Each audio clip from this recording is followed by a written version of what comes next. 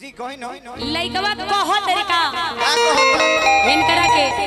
कह तरीका लइकवा कि जब से हम तहरा के देखले बनी ये ना रानी ए हमर नीलू तहार नाम है नीलू आ सबकर नींद रात के चैन छीनो हां ए सबकर रात के चैन छीन लेले बड़ी लइकवा कहता रे का कहता का तहरा बिना और के खाना पीना की लगे कि गोरी की बेकार कि एगो हम अमृता जी हम कहो कि एगो हम हमर दिल है जान दिनो तोहार हो तीनों तोहार हमके तीने गो देबा कि एगो हम आ हमर दिल आहा ही जान एगो दुगो तीनों हाय तीनों तोहार हो एगो हम हमर किरनी हमर फेफड़ा दिनो तोहार हो आइए भैया म्यूजिक से 1 2 3 4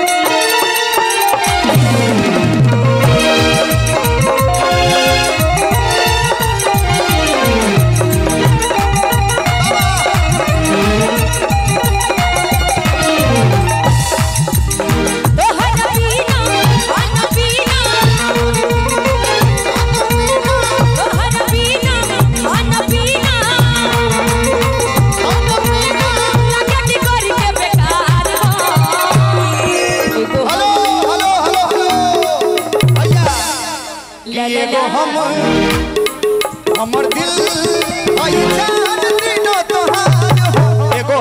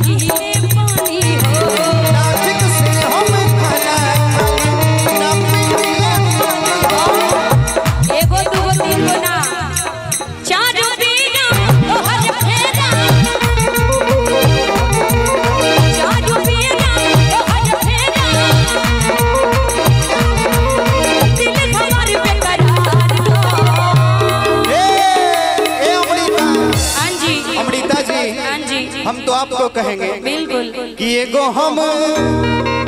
लेकिन हम ही कहे एगो भैया है कर दिल है कर जान दिनो तोहार एगो हम आई जान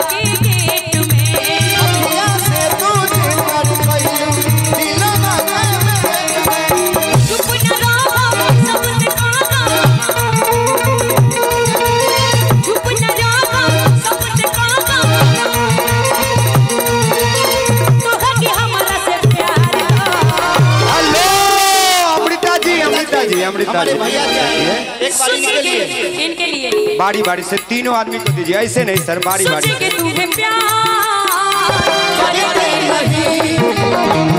ये दिल बेकरार करते नहीं,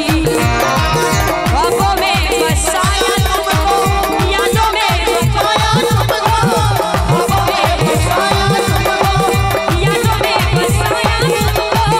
दिलों में कहीं ना। हेलो, एक मिनट भैया, और आई बजाते रहिए धीमे धीमे धीमे कि एगो हम ना हो सुनो, सोचेंगे तुम्हें प्यार करेगी नहीं।